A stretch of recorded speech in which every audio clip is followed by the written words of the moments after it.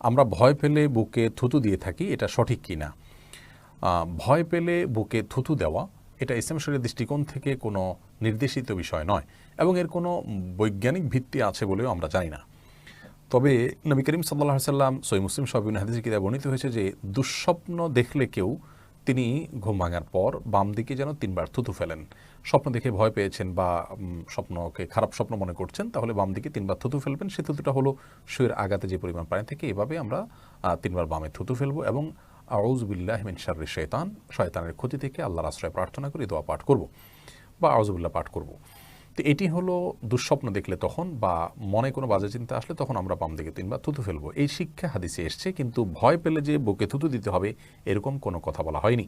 একজন ইমানদার যদি কোনো কারণে ভয় পান, তাহলে তিনি প্রথমত আল্লাহর প্রতি ভরসা রাখবেন এবং আল্লাহর ভরসার মাধ্যমে তিনি শক্তি সঞ্চার করার চেষ্টা করবেন এবং আল্লাহ রাব্বুল আলামিনের কাছে নিজেকে ন্যস্ত করবেন।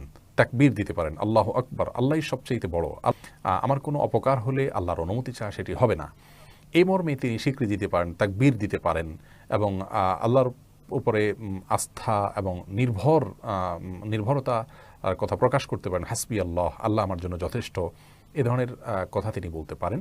ওলামা ইকরাম বিভিন্ন ধরনের ঝাড়ফুঁকের কথা বলেছেন, যেগুলোর মাধ্যমে এই সময় আমাদের ভয় দূর করা যেতে পারে সেগুলো। তো ভয়ের সময় বুকে থুতু না দিয়ে আমরা আল্লাহর প্রতি আস্থাশীল হব, আল্লাহর প্রতি নির্ভরতা বাড়াবো, আল্লাহর কথা স্মরণ করব এবং আমাদের ঈমানকে বৃদ্ধি করার চেষ্টা করব।